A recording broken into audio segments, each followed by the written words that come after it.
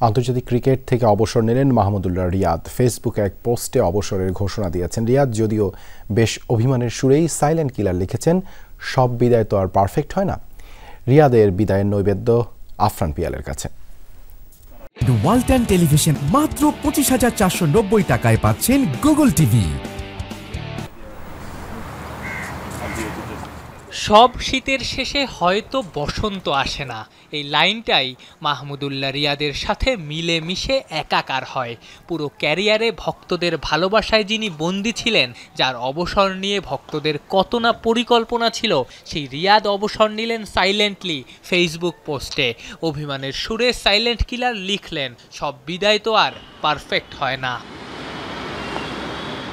ব্যর্থতার গল্প রিয়াদের কম নাই, সফলতাও কি কম আছে? বিশ্বকাপে বাংলাদেশের প্রথম সেঞ্চুরিয়ান রিয়াদ। ওয়ানডে আইসিসি ইভেন্টে রিয়াদের সেঞ্চুরি বাংলাদেশের মধ্যে সবচেয়ে বেশি। বিশ্বকাপেও বাংলাদেশের হয়ে সবচেয়ে বেশি সেঞ্চুরি মারা ব্যাটারের নামটাও মাহমুদুল্লাহ রিয়াদ।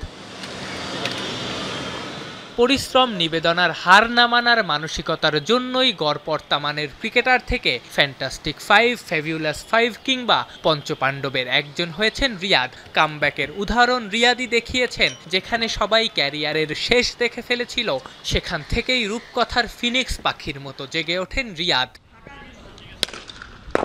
যারা অনুপ্রেরণা খুঁজতে চান, রিয়াদ তাদের জন্য আদর্শ হতে পারেন। 2023 বিশ্বকাপের আগে বাদ পড়ে কোনো অজুহাত নয়, কোনো সিম্প্যাথি খোঁজার চেষ্টা নয়, কোনো ইমোশনাল ইন্টারভিউ নয়। দিনের পর দিন তীব্র রোদে রিয়াদ অনুশীলন করে গেছেন, নিজের কাজটা করে গেছেন, ফলও পেয়েছেন। রিয়াদ তাই সবার মনে থাকবেন তার চেষ্টায়, তার নিবেদনে, তার বদলে যাওয়ায়।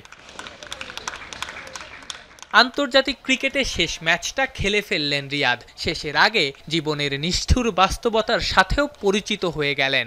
টানা 4টা ওয়ানডে ম্যাচে 50 করা রিয়াদ মাত্র এক ম্যাচের ব্যর্থতায় রীতিমতো বোঝা হয়েছেন। জীবনের বাস্তবতা তো এমনই, একটা ব্যর্থতা ভুলিয়ে দেয় কত কত সাফল্যের গল্প।